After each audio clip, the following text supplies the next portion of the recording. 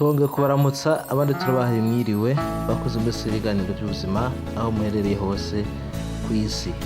Uno munsi ngiye kubereka na cane uko ushobora gukoresha uno muti, waba uri umuntu ukunda kurwara prostate, waba uri muri barya abantu badashukwa neza, eka ndetse waba uri no muri barya abantu usanga agatsina kabo karitunatunye ukomengo karabuze ifumbire kugira ngo gasokoke nyene ibimboro nini ifise ubuzima bwiza nk'abandi.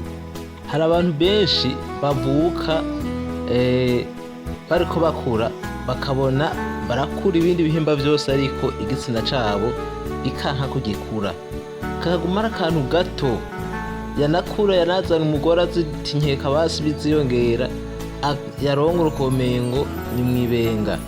Hakaba n'abandi nabo usanga ivyo bibazo bagenda babiterwa nuko bagiye baca mu bihe bitandukanye vyo kwiyonona. Kuko rero akaba ariko ngiye kubereka namwe muce mutangura kwitegurira kano gati koroshe cane kwitegurira, na cane ukoresheje bino bikurikira. Rondera iteke rya gingembre, irondere uritonore neza, na cane ko gingembre irafise akamaro kenshi cane mu mubiri, na cane harimo ibi vyo koza amaraso, gufasha kurwanya ama infection. Ko abagabo benshi barononwa n'ama infection ugasanga bafise abagore baguma ari gukubitamwo gusa ntiyibuke no kwikurikirana. Hariho n'abantu ashobora kumara n'umwaka adashoboye no kugira kwa muganga ngo bamusuzume, ugasanga yibereye ngaho gusa. Ubugira kabiri turaza gukoresha iyi bita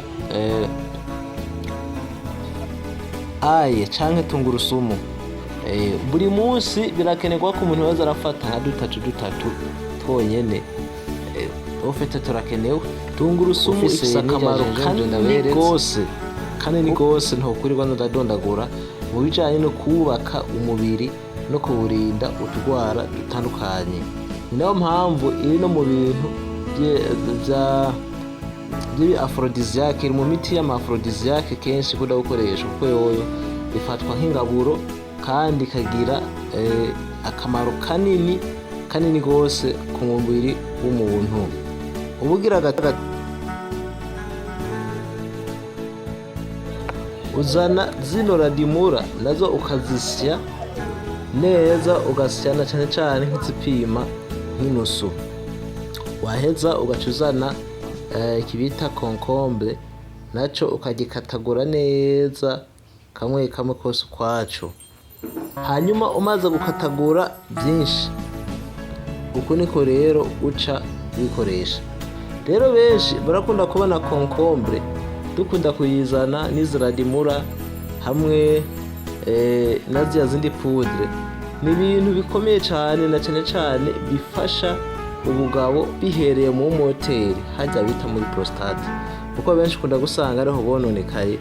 Umugabo akaguma aterakura, akaguma ariko abona ibintu bigenda biyangara kandi bikamumerera nabi cane. Bivange vyose maze uce ubishira muri blender, aka kamashini, hanyuma uce ubisya, ushiremo amazi na cane bivana n'ivyo uba wakoze uko bingana. Urashobora gushiramo nk'inusu y'iritiro kuko ucuza kuyikoresha mu gitondo no ku mugoroba. Uhejeje ukanyura neza igikombe wowe wakoze, hanyuma igice kimwe ukagifata mu gitondo, ikindi gice ukagifata mugoroba. Ibi birafasha cane kandi ku rugero rudasanzwe. Ufise nk'ubuki urashobora gushiramo dukeya kugira ngo bigire akanovera mu kanwa, usanga ari ibintu bimeze neza. Hama bajya nabo usanga bakunda kumbaza nk'inimero kugira ngo abagize ibibazo babaze ko, barashobora kumbaza kuri iyi nimero mubona nanditse ya 68 136 785. Ni kuvuga aha urashobora kwabira nk'umudamu iyo wimenyereje ikinyobwa nk'iki, hamwe nawe ayoberwa n'ivyo ari vyo. Benshi rero nuko bakunze gusanga bariko bagenda mu vyo gufata bino bintu bamaze gukwama ku rugero rurerure.